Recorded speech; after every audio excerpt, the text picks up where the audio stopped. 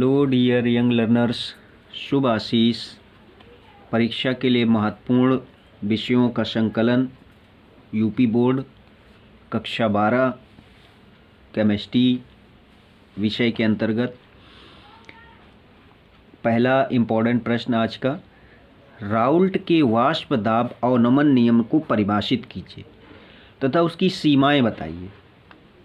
Most important question, किसी विलायक में अवाष्पशील मतलब जो गर्म करने पर उड़ न जाए, वाष्प बन के भाप बन के उड़ न जाए, किसी विलायक में अवाष्पशील विलेय मिलाने पर, विलायक और विलेय तो आप लोग समझते होंगे, विलायक जिसमें कोई चीज़ घुल जाती है और विलेय जो घुलती है, और विलयन जो आपको दोनों के मिश्रण से प्राप्त हो।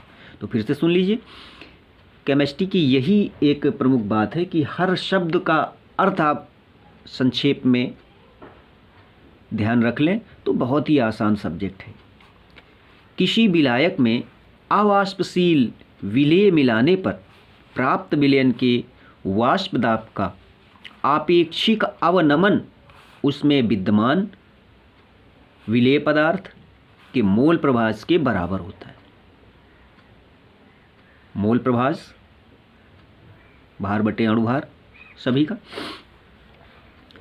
गणितीय समीकरण के रूप में लिखना चाहें P0 - PS/P0, ये आपेक्षिक अवनमन, ये कहलाता है आपेक्षिक अवनमन। इसी तरह से यहाँ पर समझना आवश्यक है, जहाँ P0 तथा PS क्रमशः, P0 प्रेशर होता है तो विलायक तथा विलयन के वाष्प दाब प्रेशर हैं, और स्मॉल एन तथा कैपिटल एन क्रमशः स्मॉल एन वाला विलेय का और कैपिटल जो एन है वो विलयन का, क्रमशः जैसे ऊपर विलायक और विलयन ऐसे लिखे हुए हैं, इसी तरह से ये क्रमशः विलेय ग्राम यन क्रमशः विलेय तथा विलायक के ग्राम अणुओं की संख्या है। यदि विलयन अति तनु हो तो n का मान, स्मॉल n का मान कैपिटल N की अपेक्षा बहुत कम होता है। तो इसलिए जब बहुत कम होगा तो दोनों का संयोग, धनात्मक चिन्ह अंतर तो है ये, लेकिन धन चिन्ह सहित इस तरह से होगा। उस दशा में केवल P0 - PS/P0 ये होगा N/N। ये समीकरण प्रयुक्त करते हैं जो अवाष्पशील विलेय के तनु विलयन पर लागू होती। तो डियर यंग लर्नर्स, ये बहुत ही आवश्यक प्रश्न है, इसकी सीमाएं देख लीजिए। राउल्ट का नियम की सीमाएं, राउल्ट का नियम तनु विलयनों पर लागू होता है। तनु माने पतला, डाइल्यूट, और कंसंट्रेटेड गाढ़ा। सांद्र विलयन राउल्ट के नियम, गाढ़े को सांद्र भी कहते हैं, राउल्ट के नियम से विचलन प्रदर्शित करते हैं। यह नियम केवल अवाष्पशील पदार्थों के विलयनों पर लागू होता है। वैद्युत अपघट्टों के विलयनों पर राउल्ट का नियम लागू नहीं होता है। तो डियर यंग लर्नर्स, ये टॉपिक अच्छी तरह से ध्यान में रखिए, और चिन्हों के प्रतीक जैसे हमने क्रमशः एक साथ लिख दिया है, आप अलग अलग भी लिख सकते हैं तो और आसान हो जाएगा। तो डियर यंग लर्नर्स, अब अगला मोस्ट इम्पॉर्टेंट क्वेश्चन, अभिक्रिया की आणविकता तथा कोटि में क्या अंतर है समझाइए। आणविकता और कोटि, ये भी बहुत ही महत्वपूर्ण प्रश्न, सभी प्रश्न बड़े महत्वपूर्ण। अब इसमें भी कोई संक्षेप न खोजें। आणविकता रासायनिक परिवर्तन में भाग लेने वाले अणुओं की न्यूनतम संख्या को उस अभिक्रिया की आणविकता कहते हैं। यह सदैव धन पूर्णांक होती है। कौन? आणविकता। अणुओं की संख्या, कम से कम अणुओं की संख्या। कोटि अभिकारक अणुओं की वह संख्या जिनका सांद्रण रासायनिक परिवर्तन के परिणाम स्वरूप परिवर्तित होता है, अभिक्रिया की कोटि कहलाता है। सांद्रण बदलना अभिकारक अणुओं की जो संख्या है वो एक कोटि है, और जो भाग लेने वाले अणुओं की संख्या है वो आणविकता कहलाती है। तो डियर यंग लर्नर्स, अब आते हैं अंतर पर। अभिक्रिया की आणविकता और कोटि में अंतर क्या है? जैसे ऑक्सीकरण और संयोजकता में अंतर होता है, बस वही थोड़ा सा अंतर इसमें होता है। ऑक्सीकरण और संयोजकता को अच्छी तरह से सीखने के लिए चैनल के ऑक्सीकरण अंक वीडियोज़ में जाएं, वहाँ अच्छी तरह सीख सकते हैं। पहला, अभिक्रिया की आणविकता सदैव एक पूर्ण संख्या होती है। पूर्ण का मतलब जो भिन्न में ना हो, बटे में ना हो, जबकि अभिक्रिया की कोटि भिन्नात्मक भी हो सकती है। अंतर का तो मतलब ये अंतर होता है, एक लर्न करें दूसरा अपने आप लर्न हो जाता है।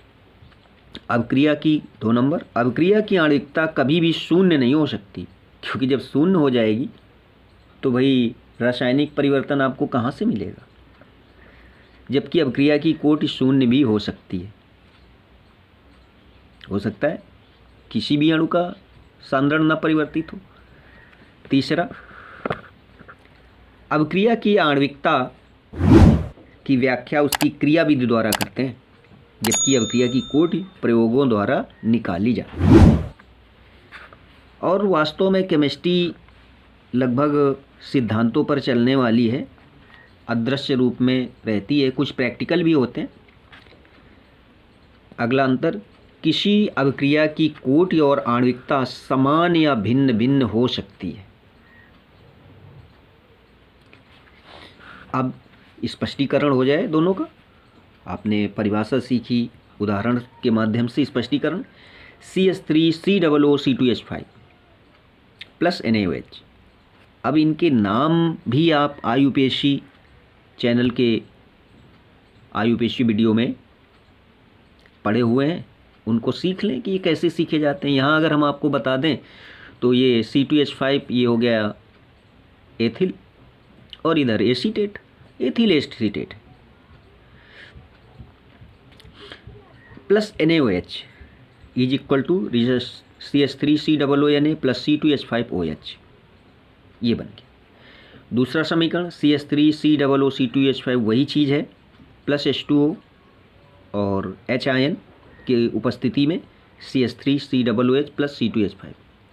अब इनके नाम देखें तो ये सोडियम एसीटेट हो गया, ये एथेनॉल हो गया, ये एस्टिक अम्ल हो गया, और ये भी एथनॉल हो गया।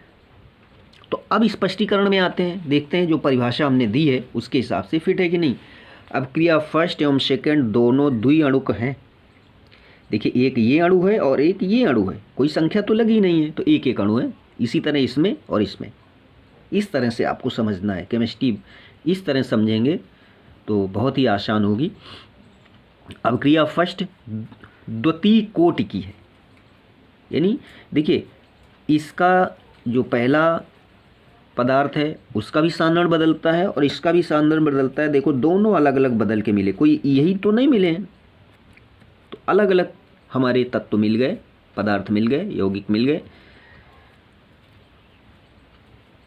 तो द्वितीय कोटि की अभिक्रिया है, क्योंकि इस अभिक्रिया का वेग CH3COO C2H5 और NO दोनों के सांद्रण पर निर्भर है, जबकि सेकेंड अभिक्रिया प्रथम कोटि की अभिक्रिया है, क्योंकि इस अभिक्रिया का वेग केवल एक CH3COO C2H5 के सांद्रण पर ही निर्भर करता है, और H2O तो पानी ही है, उसकी तो pH वैल्यू हो सकती है।